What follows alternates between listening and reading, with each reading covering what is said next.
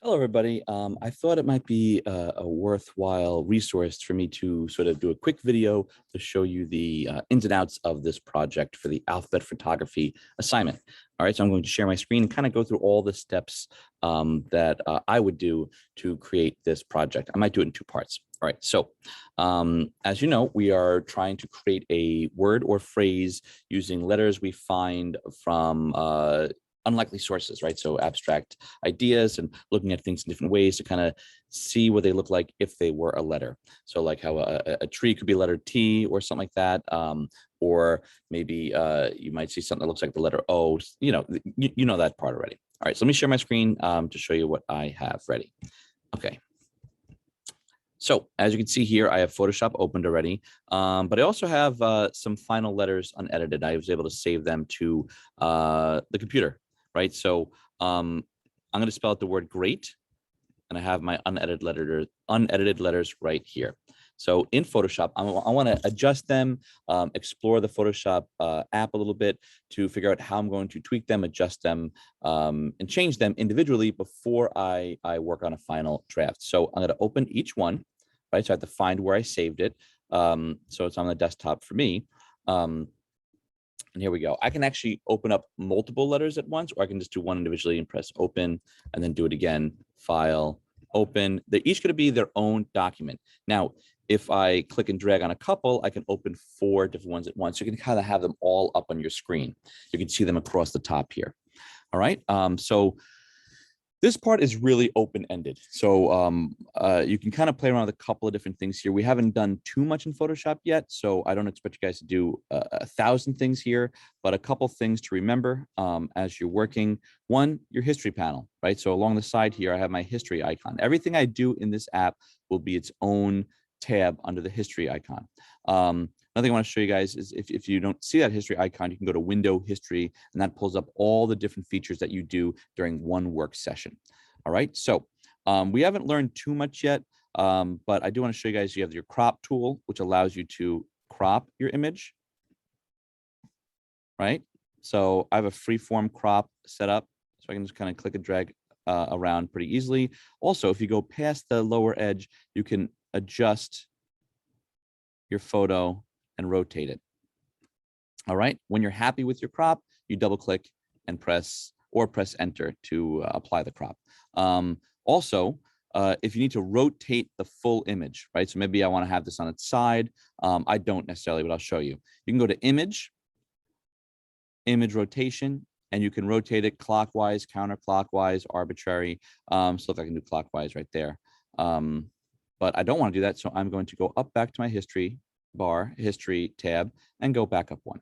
All right, so after you crop your image and you're happy with how it looks, you want to go to image adjustments at the very top here. There's other places to find it, but I find this to be the easiest place to find all these different tools. So under all of these, I'm just going to explore and see what it looks like as I manipulate and change and use different filters and different features to enhance my photo in a myriad of ways, right? So I have that. I adjusted the brightness and contrast. Maybe I'll change the curves, which again, as you click and drag around this central diagonal line, different things will happen on the photo itself. Now, sometimes it may work, sometimes it may not. Sometimes you'll like what you do, sometimes you won't.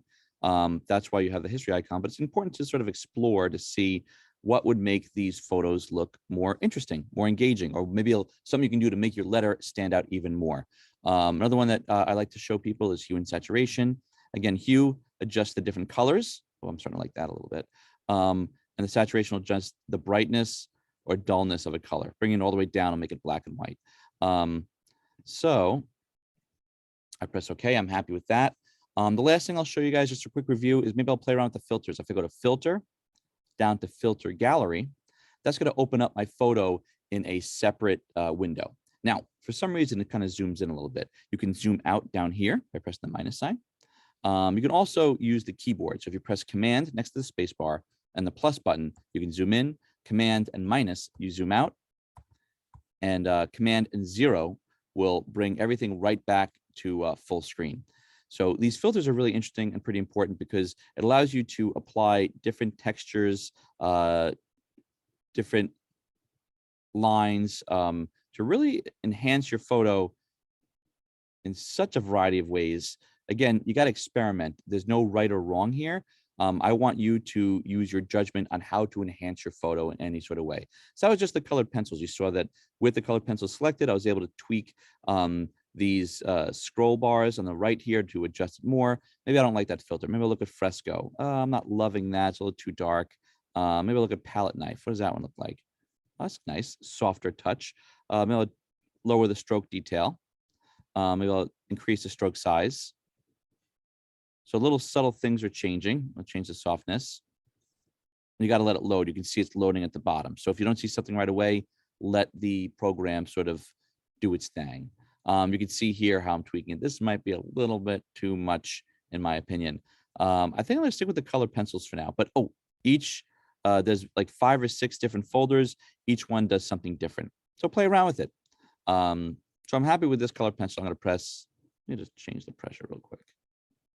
Make it subtler. I press OK.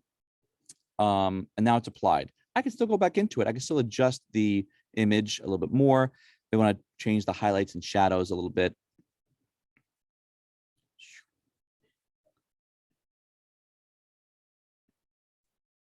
And now I'm okay with this. So notice I started with this. I cropped it. I adjusted the brightness and contrast. I played around with the curves and the hue and saturation. And then I used a couple of filter galleries and I adjusted the shadow again. So I'm happy with this. I'm ready to save it. Here's the important part. We're saving each one individually. We're going to reopen it as a blank document to kind of put them all together. So I want to save this as something specific, right? I'm going to save it right to my computer. And I already made a folder under my Documents tab called Hendrick Digital Art Stuff. And I'm going to save my letter there. Now, when you're saving your stuff, you want to save it as obvious as possible. So Hendrick letter T, because this is the letter T and I made it. We're going to save it as a JPEG when you're finished with it, when you're happy with it. If you think you want to work back into it some more, save it as a Photoshop document. That'll kind of maintain some of the stuff that you've done. But if you want to finish, if you have a finished product, save it as a JPEG so you have this compressed final version. When you're happy with that, you press save and you move on to the next letter. All right, so here's like my letter E, and I'm going to go on and so forth. So I will have a second video on how to put them all together in a little while. All right, so happy arting. All right, see you later.